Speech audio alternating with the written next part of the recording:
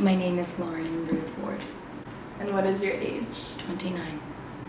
And what culture were you raised in? I was raised by my mom and my sister, and saw my dad and my stepmom like every other weekend in like a suburban city in Maryland. Amazing. Normal. So culturally it was like East Coast. East Coast, yeah. Very free in a way. Free? Yeah. Cool. What was it like growing up for you?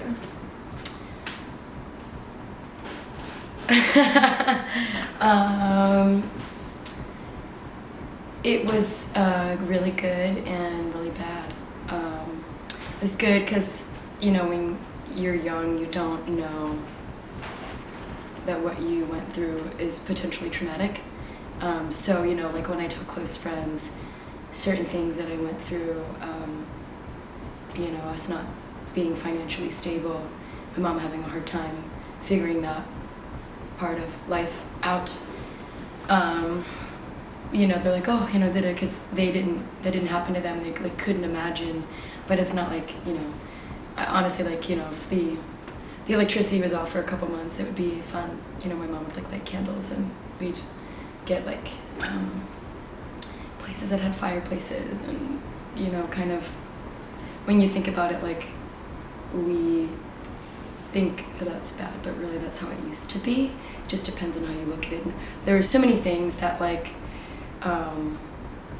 that would be looked at today as very traumatic, that were in a way, they live in your spine, and like I'm always like super frugal, and like it on a side note, it like made my sister and I really good with money. And crave stability and to work for yourself and never depend on a man or a woman or even like a partnership. But yeah, a few things that happened that were traumatic were actually traumatic. Like for the most part, my mom was really playful about it. Family members that would be there to help but couldn't always help, and I like it whenever I got older and they felt like they could either, whether it was like just like venting or like putting a hand on my shoulder and kind of saying like something about your mother, she always bounced back. And it's so true. I mean, I thought for a long time I learned the right way of what not to do. Really, I learned like to stay strong and throw caution to the wind, and then also like in the nick of time just like pull a new house out of a hat. And I'm like, okay, wow, she's very strong, she's very resourceful. So beyond what your mom unconsciously taught you about failure, what do you think the culture, like on a broader spectrum, that you were raised in taught you about failure? If I put more thought into it, I don't think of my mom's failures as my learnings, because I had my own failures.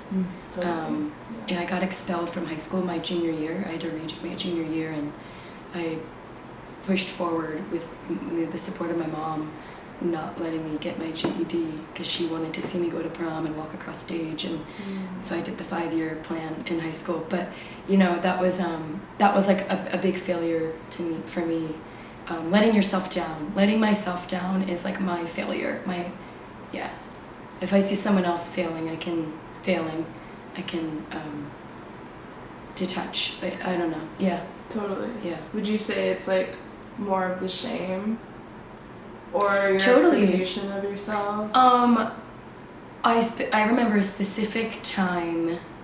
I was 16 when I got expelled, and I really didn't like people looking at me like that.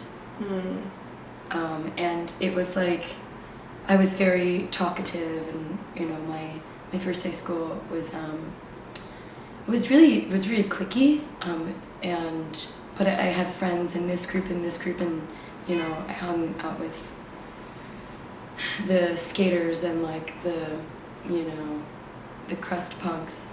But I like sang and cheerleaded, and so I was like on game day, Yes. like wearing my uniform, but like wearing my purple Chuck Taylors. Hell That yeah. were like, in my own mind, this was my, cool thing. But Oh, totally. I was just a kid, right? Yeah. so into it. So- Yeah. But yeah, so I still was like had this like congeniality, but then when you get kicked out from school and you're not reminded of, you're not just naturally experiencing the things that make you happy, being able to talk to this person, hang out with this person, that person.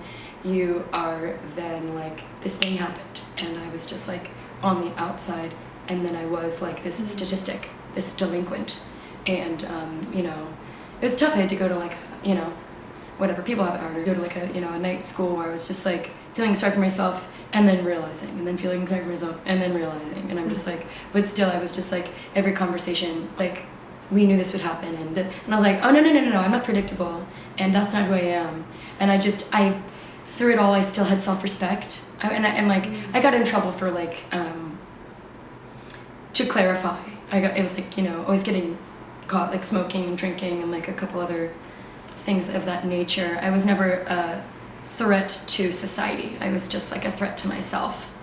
I just didn't have like a good stable home, a good disciplinary situation. So I really just didn't care if I did get caught, and I knew what could happen. And that last time that I got caught, it was because another friend had ratted on me. Like I wasn't going to do that, but then when it happened, I was like, here we go.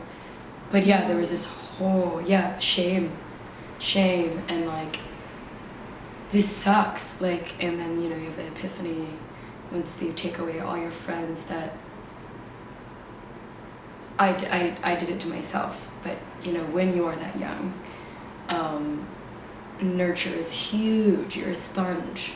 So all the friends that were the bad influences, or that would say yes when I would have a bad idea, because sometimes I was usually the ringleader. I just I didn't want to feel that way. I didn't like the way people were looking at me and talking about me, and I didn't see any difference between me and somebody who had done something way worse. And that made me feel like a piece of shit. And I got readmitted back into like the county, and I redid my junior year, did my senior year in a different high school, and I graduated with a 4.0. And my mom and my dad were just like, and I was like, hey, they knew that, they were just happy. They weren't like shocked. They knew that I could do it. Yeah. But yeah, it was just like, I tell my mom, I'm like, I was gonna do that. Like, I wasn't always, I was having my moment. Like, I just needed to like be free, and like, home life was really hard. I wasn't a rebel without a cause. My cause was to hide from my pain. And, my parents weren't there for me in a way that I wasn't an easy kid, but I didn't have the parents that went, okay, so that didn't work with the last one. It was very cryptic and had a lot of pain, and I was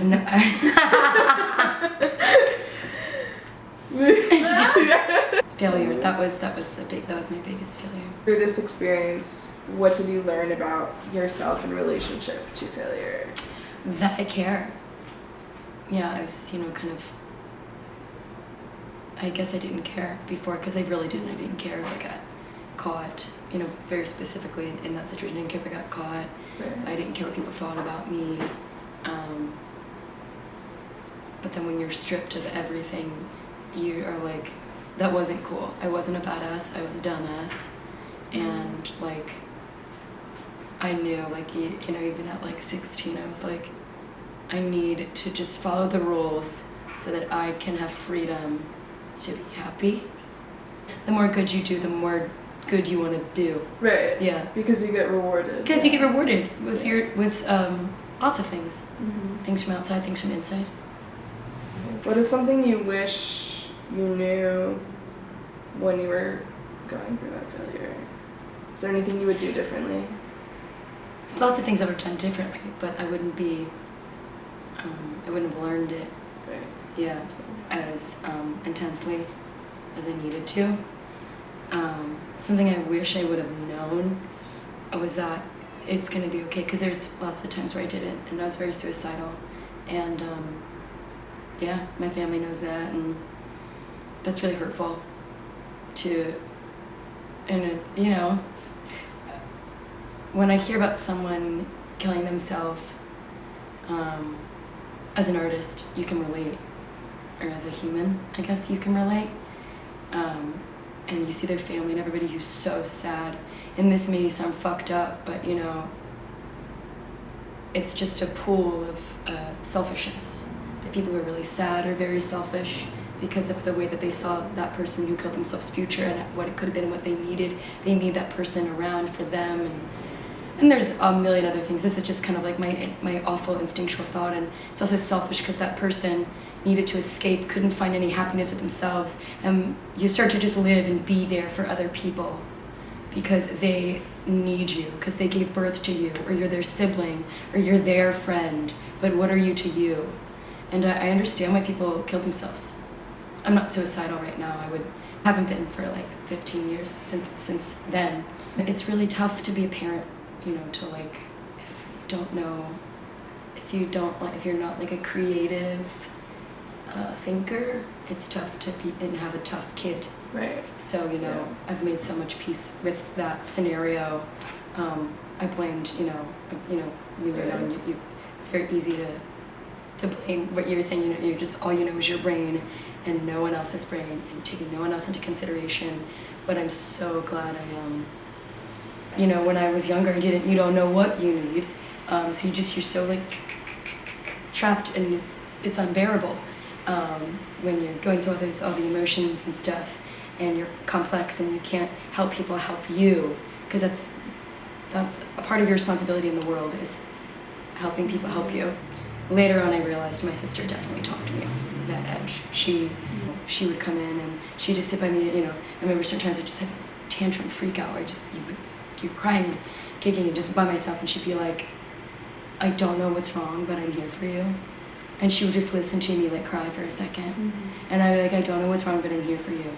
Not like, what is wrong with you? What can I do? What can I do? It's like, that would piss me off. Right. When I would hear my mom like what have I done wrong? Like, this isn't about you. It's like, my sister would just be there, be at peace with herself, and that would like rub off on me. Right. And that was like, yeah, she saved me from suicide is how I feel. Present day. Yeah. One sibling, Sarah. She's the bomb. Oh, that's incredible. She is incredible. Yeah. Yeah. That's who she is naturally. What does failure mean to you? Letting yourself down. And what's the first thing you think of when you hear the word failure? Not reaching goals that I want. Yeah. I'm pretty tunnel vision with like getting things done for myself if I really want them to happen. Mm-hmm. What do you think happens internally, like, for you to have failed yourself? Because you're so determined. Never thought of it that way. I don't get in my way. So it's usually something out of my control. This actually sounds very control freak. It's something out of my control that gets in the way that I didn't foresee. Mm-hmm. And then, but I still am like, but I didn't make it happen, and I couldn't find a way around it or way to do it. So then I analyze, what can I do next time, or how could I have dodged this bullet? Because that's always helpful. Yeah, of course. 99.9% of the time. If there's something that really couldn't be dodged, then at least you analyzed it, and you're just like, I don't know the future, and then just, always the end goal is to, be honest with the situation. So is it still you, like, blaming yourself for things that you don't have control over? That's my instinct, but the older I get, the easier I can come to that conclusion and make peace with it. But yeah, instinctually, that's kind of where I go. Right. But if I'm like, you couldn't have... responsibility. Yes, yeah, I hope, yeah, totally. Because that's the easiest too. Wouldn't you rather break something of yours than somebody else break something of yours? I hate not having answers or control over something that belongs to me, like my future or something. Makes me very nervous. Mm-hmm. I had like I had a bit of a mental breakdown when we got signed to a really great, indie label that's so super supportive, but I you know, finished my entire album, pressed the vinyl, the show was selling out, and like all of a sudden this label came in and was like, we want to sign you and this already finished album. And it was like,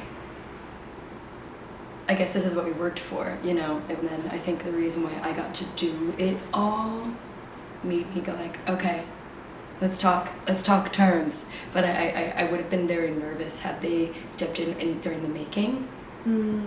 Yeah, that's my what if land, by the way. But I do believe that, like, that's like something that's I've been in control, and that's like something that has happened in the past 5 years. That was like, okay, here comes something that and now it's like, God, I have to make this decision, or like, you know, it was something that I wasn't ready for, I didn't have control of.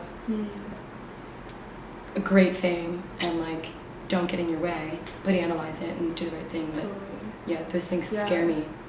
I know, I guess like the little kid in me that's worked really fucking hard tells that story, because I've had a couple artists or a couple people in the community go, you know, your album, like the production sounds so good. Who did your label set you up with? And I'm like, no, that's not right. I'm just like, no, I did that on a hairstylist's salary. Yes. I did it in an itty bitty studio right there in Hollywood with Doug. That was all my money, every cent of it. Mine and Eddie's ears, co-producing with friends, and labels don't give you any money. It's your money all the time. That you know, they're giving you your money sooner. In little tiny pockets that you can only spend with lots of rules. It's not, you don't just have money now. That's how it is. What is something that you would like to see transform within the stigma of failure for the generations to come? I see how accessible looking into other people's lives right now, and when I was like 15 and MySpace was really huge and you could kind of see into other people's lives, and you know, there's some, you know, online profiles that are true to who people are, but for the most part I firmly believe that it's, you know, facades.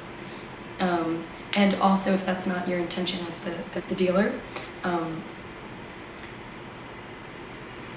for example, my social media, I only put my music out there, and I kind of like get a little annoyed when I feel like a little weird when someone's like, you must be so busy, you're just doing music all the time. I'm like, no, I've actually like, I sew, and I like take a nap for 4 hours with my dog, and like I'm also an aunt, but like that's not, like, this is just for my music. I don't use it for my personal life. So there's lots of ins and outs, so I hate to like generalize, but future generation, I feel, because they don't know, they don't have their head kind of wrapped around this situation yet, and I feel like people are looking at, kids are looking at what they don't have, and it's always like a materialistic, what they don't have, and that's a failure. They're a failure. They're a loser. They're poor, and they're less than, and because they don't have this new pair of this or this new, all these bikini tops that some girl laid out, or like love my, and it's like, and I wish that posts weren't so centered around what we have and to make people. I was a poor kid, you know, what we don't have, and I went through that in a different way, and oh my God, I don't think anybody could have saved me if I was my 15-year-old head nowadays. I mean, I think it's really hard for them, because I hope that there's someone older that can get into them and say like, this isn't the meaning of life, and explain it in a positive way so that they can still have fun with social media. And I think I've met so many parents. I'm a hairstylist. I get to hang out with all ages, and I'm always picking brains of parents and people who choose not to be parents. And yeah, I'm very fascinated by it. And there's a lot of people who are doing it the right way, but I just empathize with the 15-year-old who doesn't have it, who doesn't have the things that the world says that we need to have to be cool. Yeah.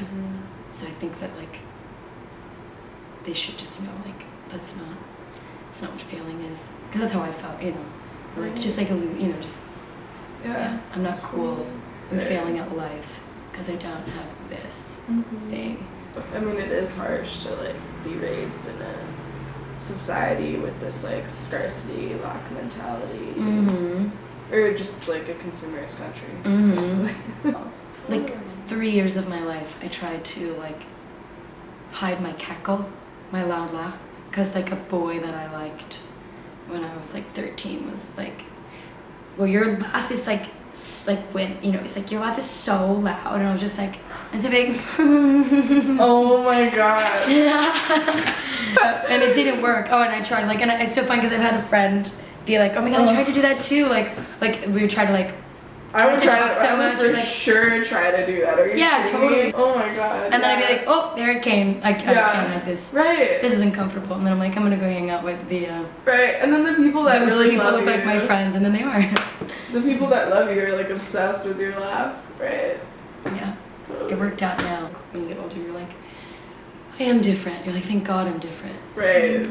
Thank God I'm different.